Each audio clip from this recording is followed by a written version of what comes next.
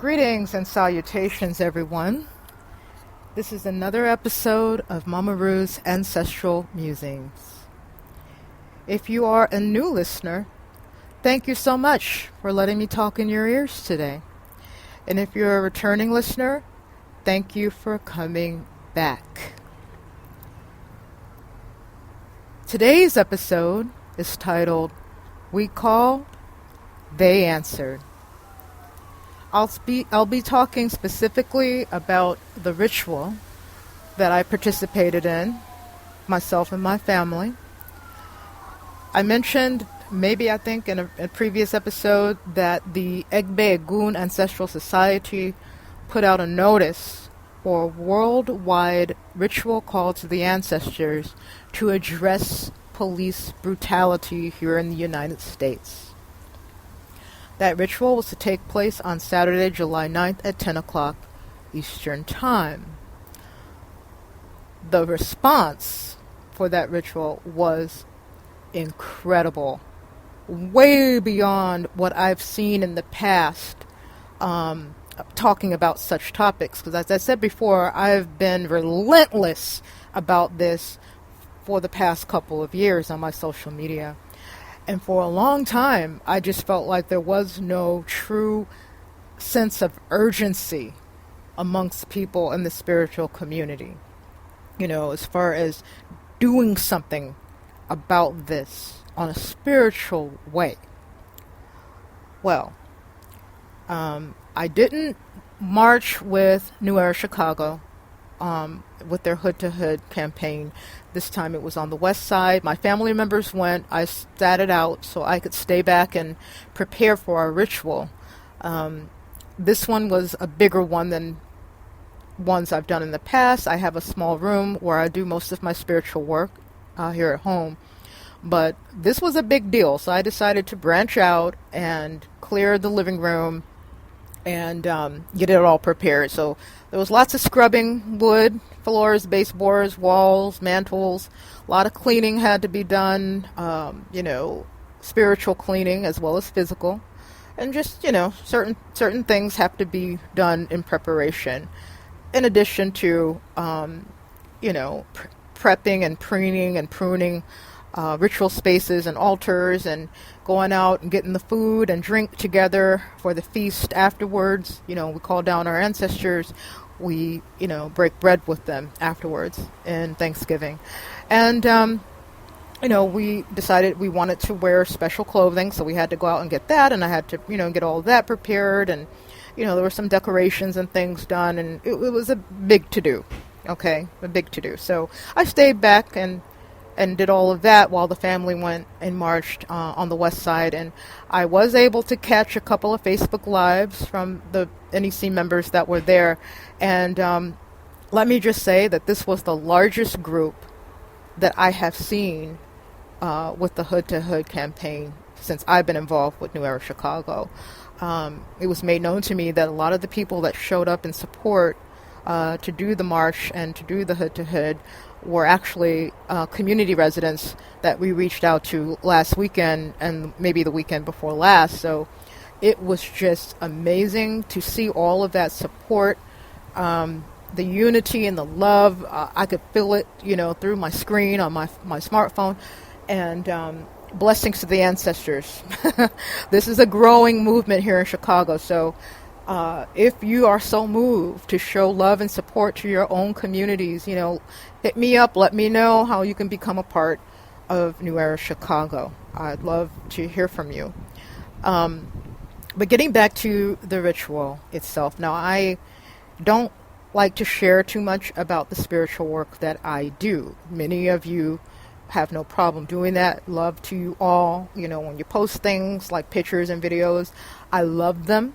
I appreciate you, but personally, it's just not something I choose to do, okay? Every now and then, I will share some of my spiritual works that I feel are accessible to people who don't have any experience doing this kind of work.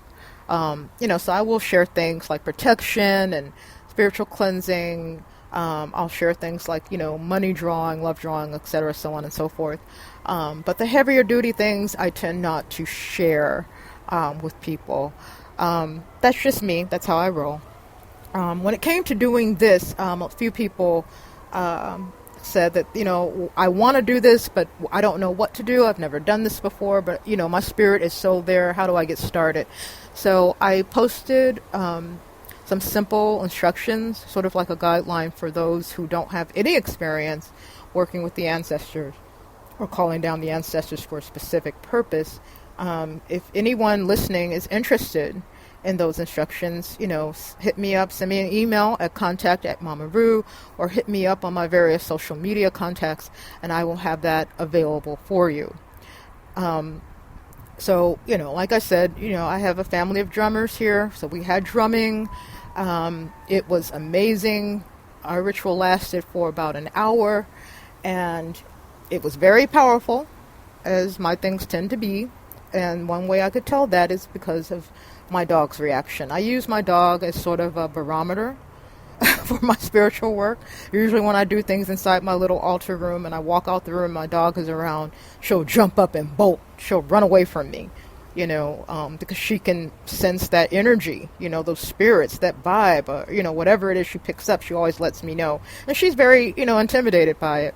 But, so that's the thing. So during the ritual, she was in part of the room, but at some point, when I could feel the spirits actually coming down, she jumped up and ran. So, and my daughter noticed it too, So it was confirmation for us that we were tapped in and we were in that zone. And, that's when things got sort of, fired up and heated up and the connections were made. And it was just a beautiful, blessed thing. Now, the focus of our ritual, as the Egbe Egun Ancestral Society spoke on when they put out the call, was basically a call for protection, as well as a call to crush the spirits behind police brutality that is, killing so many of us, black, brown.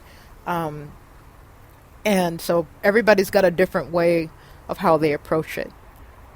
So since it was a family group thing, I decided to go ahead and focus on the protection aspects, as well as bringing about change that will address this problem of police brutality.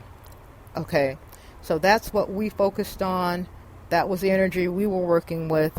And on Sunday morning, I did a cartouche divination just to check the efficacy of the work and the success of the work.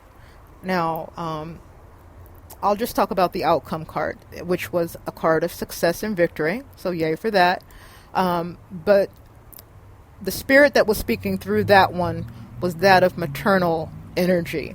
Okay, maternal vibrations. That doesn't necessarily mean that the majority of the workers working that night were, female and the outnumbered male. That doesn't mean that necessarily, no. And let me just throw in here that people across this nation, people in the Caribbean, people in Europe, people in Africa were on board with this. It could have been hundreds, it could have been thousands. I have no way of knowing exactly how many people were working all at the same time that night. Okay? But let me just say, with my divination, one of the things that came through was this aspect of maternal energy touching down. Now, that phrase, touching down, is important. Okay, that's just what came to me, and that's what I wrote. Okay, this maternal energy touching down, because the mothers, our ancestral mothers, are hearing the cries of their children. That is a natural, intuitive response for any mother to come to the defense and aid of her children, especially when they are in pain, when they have fear, when they are crying out. Okay, so it all just sort of, made sense to me. But let me just say this, aside from divination, the kind of person that I am, I'm a human being. I like to get real world manifestations of the works that I do. Okay, well, on Sunday, my husband and I decided it would be a good idea to, in the aftermath of this ritual, because it was pretty heavy duty. Okay, it was pretty heavy duty. So we needed to decompress. So we drove down the road over to the lakefront, Lake Michigan, to the park, and laid out under the clear blue sky and listened to music and, just taking in the scenery and the environment. Lots of beautiful black folks around, families, young people, old people. And it was just, good vibes, good energy. And after a while, we packed up and decided to go home. And I checked my phone, and I saw a notification from a sister friend. And I went on, and she tagged me to a Weather Service alert, a National Weather Service alert that spoke of a dust storm, a huge dust storm that originated in sub-Saharan Africa, would cross over the Caribbean, now watch this now, and touch down in Texas. Did you hear me? I said a dust storm from sub-Saharan Africa is headed to the United States and expected to touch down on the soil of Texas.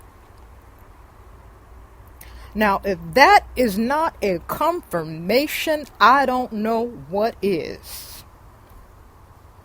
Now, in the Yoruba tradition, there is a spirit force known as Oya Yanza.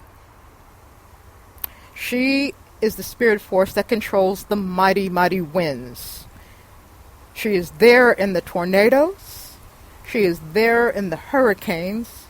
She is there in the violent, windy storms. Okay? Oya is a fierce protector of her children. She's got warrior energy. Okay? So, people, I accept that 1,000% as a real world manifested confirmation, not only on my divination, okay, but for the work that everyone participated in this past Saturday night. My blessings and my gratitude go out to each and every one of you who made the effort, who made the call, and got answers. Now, please don't misunderstand me, okay? When I spoke of this dust storm, I used some, highfalutin language. And I had people coming to me saying, you shouldn't say things like that. Innocent people might get hurt. Because I was like, Mother Oya is coming. She's going to make you all choke on dust. Because I was feeling myself. I'm allowed. But that's just me cutting up, okay? This is more of a spiritual metaphor. This doesn't mean physically the spirits are coming from Africa to slay people. Now, I do know that there are individuals who may have been working with that kind of energy, okay? But that's not where I was coming from, not at all. But no one can deny that this, is just proof and a result. Come on, a huge dust storm like that coming all the way from Africa to the United States, the very next day after hundreds or possibly thousands of people made appeals to the ancestors of that land. Ain't no such thing as coincidences, y'all. There isn't. So I'm accepting that as confirmation that the work was a success. Now, the society is calling for people to continue this work. For myself and many others that I know, we've been doing this work, okay? Some of us just stepped it up a notch, like I did, but a lot of us have been doing this work. Okay, I've been doing this work for a couple of years now, not just with, what's going on nationally with police brutality, but on behalf of my own community, because we've got a problem with violence here in Inglewood. We've got a problem with violence all throughout Chicago. Okay, so I've been consistent at doing rituals and spiritual workings to address that. Either it's for protection, the majority of the work I do is for protection, so that no more innocents are